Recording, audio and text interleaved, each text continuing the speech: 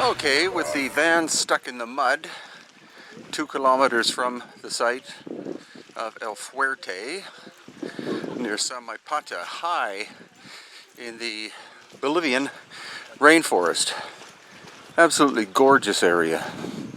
At the moment we have sunshine, and hopefully that will continue because the weather is so fickle here. It changes every 5 minutes from sun to downpour. But then again, this is the rainy season. So what else are you supposed to expect? So here we have the scale model.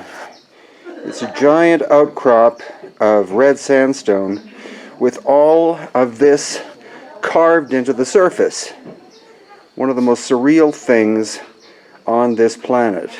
After several hundred stairs, if you can call them that, up higher into the Bolivian rainforest.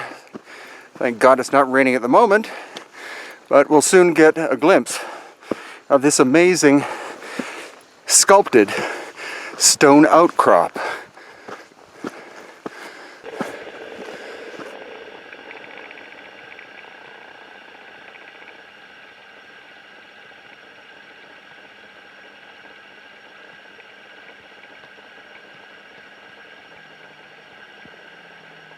So according to what we call conventional archaeology, which in general means they can't think outside of quite a rigid box, which is also quite limited in scope, all of this work we're about to see was done by the Inca culture. Now, I'm sure we're going to see Inca-related structures, but one question is, why would the Inca be building a site on the top of a mountain, presumably hundreds of miles away from any other Inca site?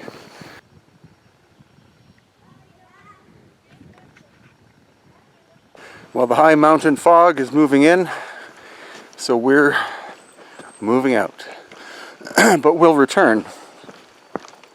And with my quadcopter called Pachacutec, named after a great Inca, we've been given the permission to fly over top of the giant red sandstone mystery here, close to the small town of Samaipata in the jungles of eastern Bolivia. The Bolivian guide and archaeologist that we hired told us that this work was done about 1500 BC from some tribal people from the Amazon. But the question is, what kind of technology would they have had in order to do this work? What you see in the lower part of the picture is actual Inca construction. But who did all of this sculpting and shaping? This monolith or megalith is several hundred feet long, and you can see all of the sculpting that's been done. Niches and what look like seats. It just goes on and on and on. Would a Amazonian culture have had the technology to carve into this red sandstone?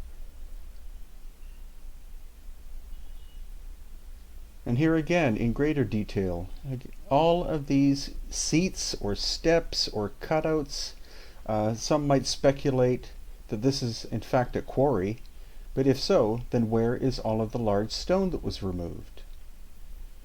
Because again, what you're looking at there on top is Inca, composed mainly, and there again in the foreground you see more Inca work.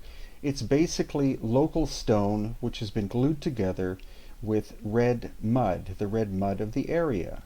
And there are no pieces coming out of the monolith that fits into any of this Inca work.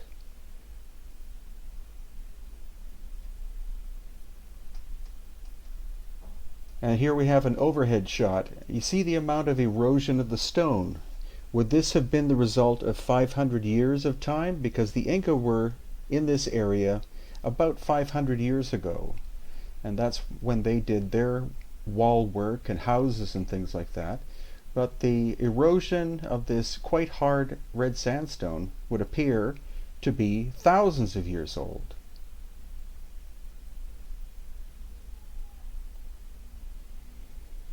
And so what we've seen, at least in Peru, is that the Inca tended to build on sites that were much older than they were.